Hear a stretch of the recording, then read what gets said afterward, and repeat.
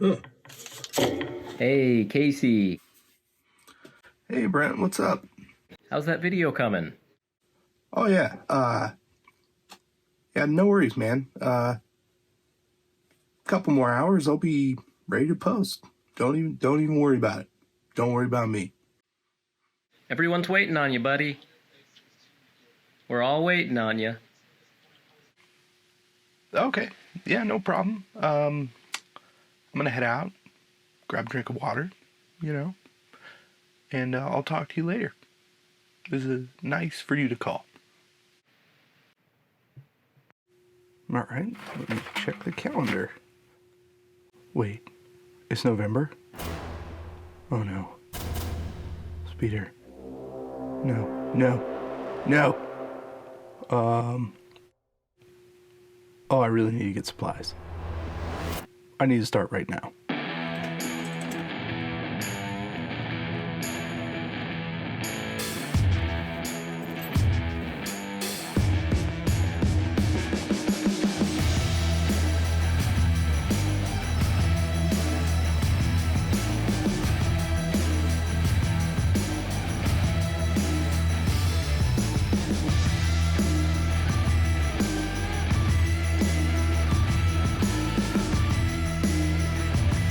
Your receipt? No thanks. It's going to email it to you. That seems fine. Have a great day. Thank you.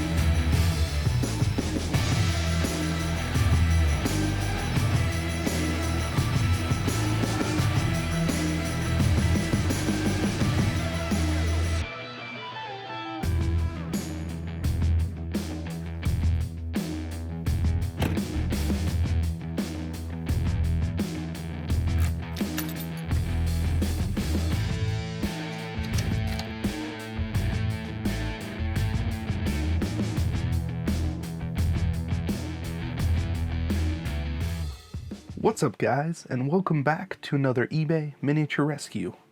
Today we're going to be turning this deodorant stick into a land speeder. This project was brought to myself and Goobertown Hobbies via Dave at Table Ready Gaming. He has some pretty great tutorials on his channel so far, including a few different scratch build projects.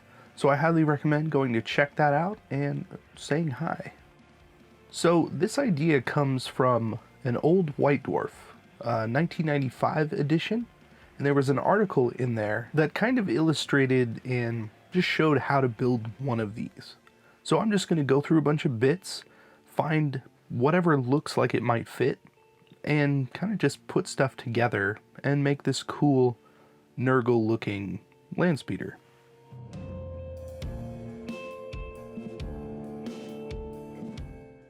After placing everything on the deodorant stick, it's starting to look more like an actual tank of some sorts. And I'm just going to add a few bits of green stuff to kind of Nurgle up this whole thing. And we're going to get down on some painting.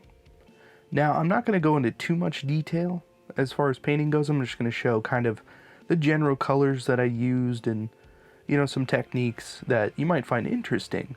But it's definitely more about the spirit of the thing in building it and making it something unique. So I've never actually scratch built anything for Warhammer or kind of any other gaming purpose. Never really had an inkling to do so.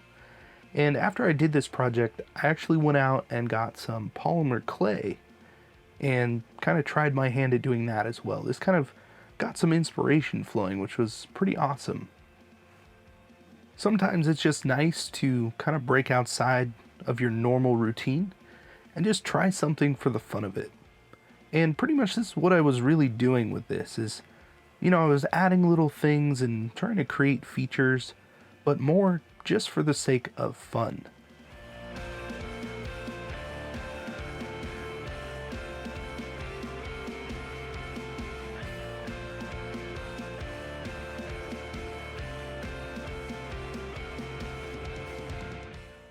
Because the deodorant stick is not exactly flat on the bottom, I decided to go with this weird old base that I got off of eBay in this huge bundle of used bases. And it had all this, Vallejo texture all over it, and it was way over the top, and I thought this fit perfectly as this kind of skimmer rides across this gnarly ground or ocean or something. And now that everything's been primed with just rattle can gray, it's really starting to look like an actual model. I wanted to go with gray because it reminds me of, gray plastic, and I felt like that would be a little more comfortable place to start. So the funny thing about this project is that we had all talked about this like a month and a half ago, and I put it on my calendar. And then I completely forgot about it, and I forgot to flip my calendar over, and it just kind of sat. And then I got an email yesterday, as I'm recording this, saying, hey, we're about to post.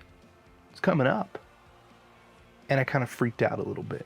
And what's really interesting about that is that it forced me to try and be more creative, scratch building something than I probably would have been otherwise. Having a very quick deadline really puts the pressure on to try and do something. Sometimes that really helps. If you set a deadline for yourself when you're trying to paint your own stuff. Some people not so much, but in general, if you give yourself small deadlines, like if you have a game coming up or a tournament, or if you're just trying to paint to play with your friends on the weekend, try and get to a nice place where you're happy with what you've done in that amount of time. Try and throw away your worries about trying to paint well enough or to try and paint better than the people around you. I mean, there is a time and a place for trying to improve, but sometimes you just gotta sit back, enjoy the process, and just try and have a little fun in your hobby. I mean, that's why we got into it to begin with, isn't it? Because it was enjoyable and fun.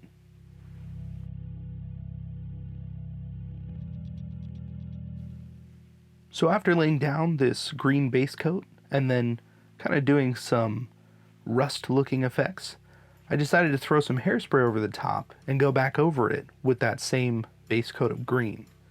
And the idea behind that, if you haven't seen this before, is you come back over the top of the tank, or whatever it is, with a stiffer brush and some water, and it reactivates that hairspray, and you can start to get some really cool chipping effects.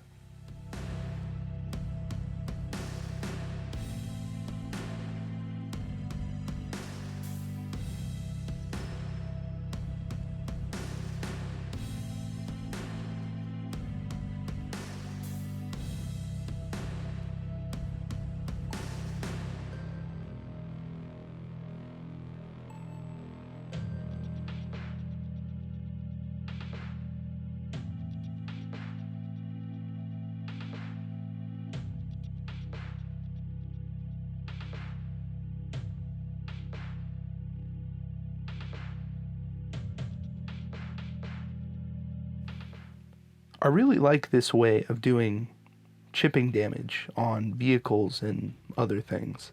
It's a really quick way to do it. It looks really cool, and it's pretty easy with products that you probably have laying around. You should definitely try it out.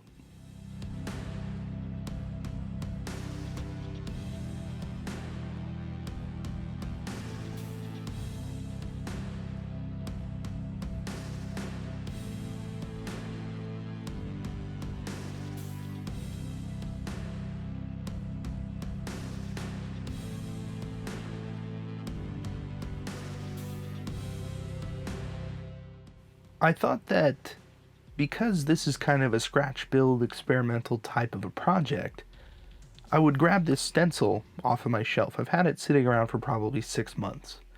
And I decided to spray some of this AK Interactive streaking grime through it to just spot the whole thing with kind of just dirty rust all over the place. It turned out pretty good. Not exactly how I imagined it was going to. It's more of like a leopard spot somehow. But we're going to come back in with some mineral spirits and spray that over the top to just soften all of that paint. Because this streaking grime is an oil-based paint, using mineral spirits like this is really just going to push it around and remove a lot of what's on there. So it ends up softening that color and just kind of blending it into the background.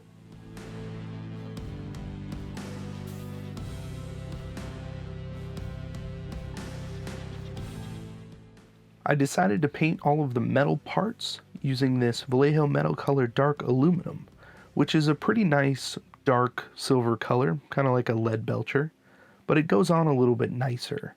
After those metallics have dried, I'm going to come in pretty strong with Tester's Enamel Black Stain. And this is a lot like an oil wash, but it's a little bit thicker. You can cut this with mineral spirits or alcohol, but it really darkens everything down, and especially in the recesses, much like an oil wash would. Then with some pink, I just grabbed the first one that was close to me, this scale 75, and I'm going to go over all of the tentacle and fleshy bits. So a lot of times when I'm painting something, if I need some kind of color, like a pink or a purple or whatever, I'm just going to reach for the first one that I see on my desk. Recently, someone had asked if I could do something besides green. And I really want to take that to heart, because this tank is green. The last video I did was, blending green on cloaks, and a lot of previous videos have really dealt with green, and it's something I didn't really realize until that was brought up. A lot of the colors that I have on my desk are kind of scattered, but all of my greens are just kind of in one area, so they just pop out a lot of the times. So what I'm going to do is move them further away from my immediate reach. And I'm going to really try and focus on not painting green for a while. We'll see how long it lasts, but I'm going to really give it a shot. To make this skimmer speeder a little bit more nurgly, I'm going to add rust wash to all of the metallic parts.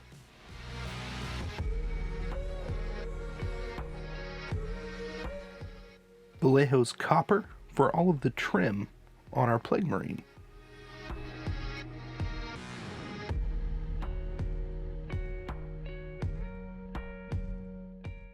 Mixing some Nurgling green and some of this Scale 75's Harvester flesh, I'm going to dry brush the little Nurglings on top, some of the higher points on the plague marine himself, just to kind of boost that green a little bit. And then I'm going to come in with pretty much straight flesh color and just do all of the, the gross stuff.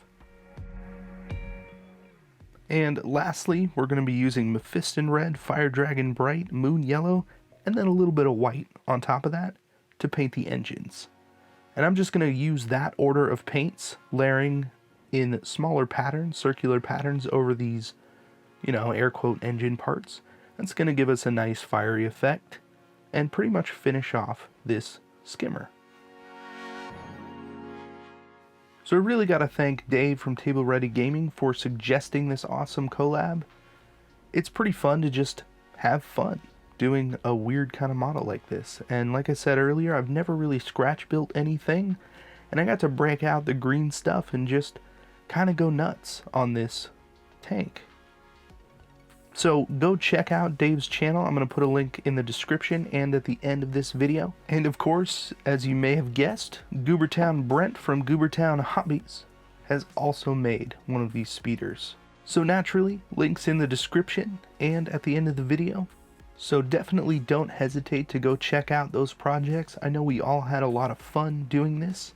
And just as another reminder, do something fun with your hobby. Get back to that place where you started and why you started. Just have fun. Thank you again for joining me on another eBay Miniature Rescue. If you like something about this video, please consider liking, sharing, and subscribing. Once again, I've been Casey, and I will see you in the next video.